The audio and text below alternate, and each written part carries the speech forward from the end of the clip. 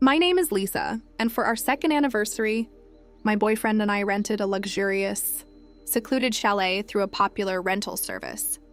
Everything was perfect until I noticed that one of the screws in the wall clock right above our bed was shining unnaturally.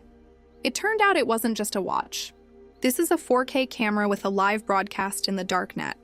But the worst thing began when I realized that the owner of the house is not just a pervert, but a person who knows what even we don't know about us.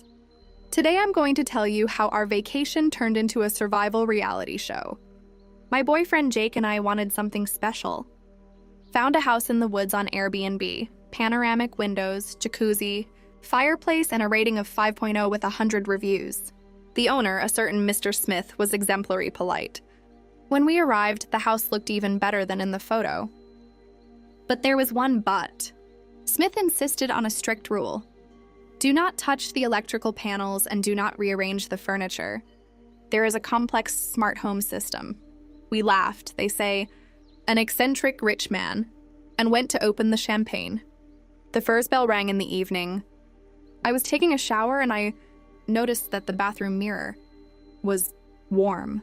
So warm that the vapor on it did not settle in one specific place, an even rectangle right in front of me. As a lawyer, yes, I'm not just a victim. I immediately remembered the case of double-sided mirrors. I turned off the light and brought the phone's flashlight close to the glass. My heart has fallen. There was a void behind the glass, and in it was a camera lens on a tripod. I ran out of the bathroom, put on a towel, and told Jake everything. He didn't believe it at first. He thought I had reviewed the thrillers. But then I found that same screw in the watch above the bed. And one more is in the smoke detector. The house was literally stuffed with eyes. We decided not to pretend that we found something. There are usually hidden microphones in such houses.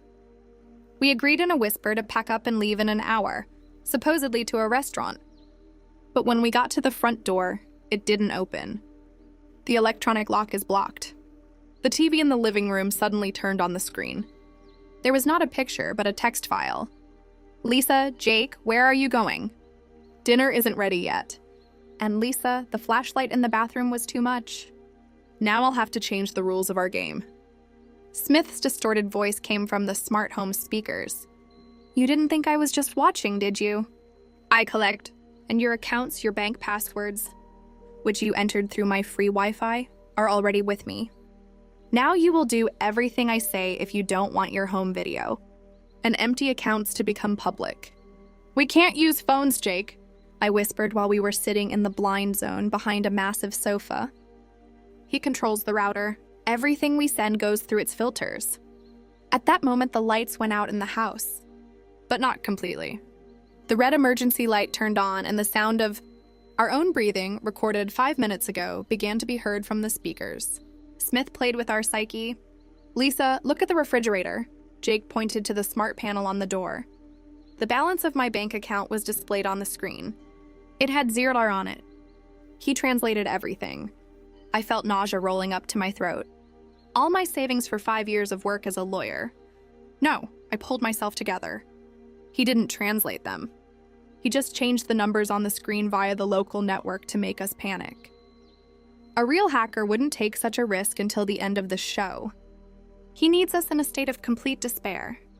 I remembered one old trick. Smith's smart home ran on the Zigbee protocol and Wi-Fi.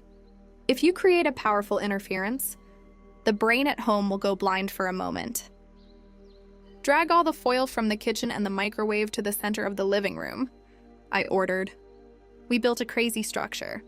I wrapped the main control hub, which stood by the TV, with foil, leaving a small gap, and sent an open microwave there. To children and viewers, do not repeat at home. As soon as we turned it on, the house crackled. The speakers squealed, the red light began to flash. The TV screen went in stripes. Now let's run to the shield, Jake shouted. Remember Smith's rule, don't touch the shield. It turned out that it was not locked on the lock, but on the electromagnetic latch. Because of the impulse, it was demagnetized for a second. Jake broke the door of the shield. There, among hundreds of wires, not just a fuse was hidden, but a server unit the size of a laptop. I grabbed this block. It was the black box of this house. All the videos, all the passwords, all the data of the past victims were here. "Put it back, Lisa," Smith's voice sounded. But now it didn't sound from the speakers. He was standing behind the panoramic glass of the terrace. He had a remote control in his hands and a mask on his face. He didn't expect us to think of a microwave attack. "Do you think you're the smartest? If you take out this block, I'll press one button, and your reputation will be destroyed in all social networks in a second."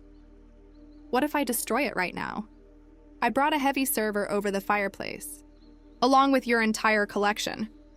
You don't have copies outside of this house, right? Your paranoia would not allow you to store such a thing in the cloud, where you can be calculated by the FBI. Smith froze. His hand with the remote control twitched. At that moment, I realized he's not a supervillain. He's just a cowardly voyeur who fears exposure more than death. "Let's make a deal." Smith began to slowly open the glass door. "You give the block, I open the gate and return access to the accounts. We'll just split up." "No," I smiled. "We won't split up. Because while you were looking at us through the cameras in the bathroom, you forgot to check one small detail. My smartwatches have a built-in eSIM. They're not connected to your Wi-Fi. And I've been broadcasting this conversation on TikTok, live for the last 10 minutes. The roar of a helicopter and the squeal of tires were heard on the street." Smith turned around and saw the special forces, searchlights, being sent to his secret chalet.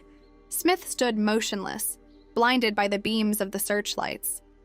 He couldn't believe that his ideal fortress had fallen because of an ordinary smartwatch and a social network broadcast.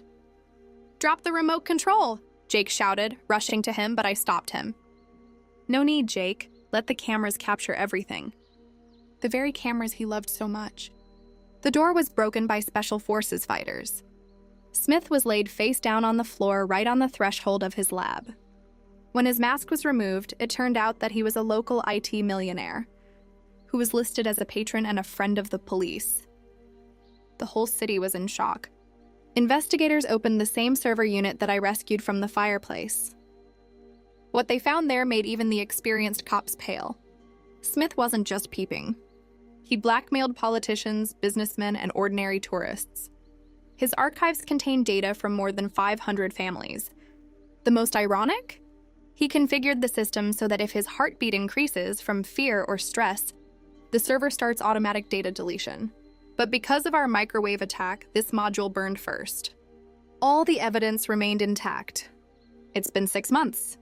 Smith received 25 years without the right to early release. The housing rental service has paid us and other victims huge compensation, but money cannot restore the sense of security. Now, when I go to any hotel or rented apartment, the first thing I do is turn off the light and check every smoke detector, every clock, and every mirror. People call it paranoia. I call it an experience. Guys, it was the 13th issue.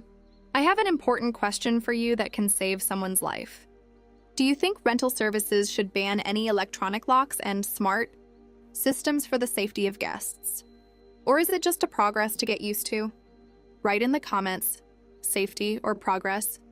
Like if the story made you check the mirror in your room. Subscribe in the 14th video.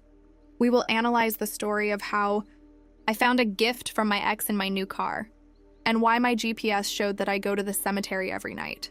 Storytime Secrets was with you. Be careful. Sometimes the walls really have eyes. Bye.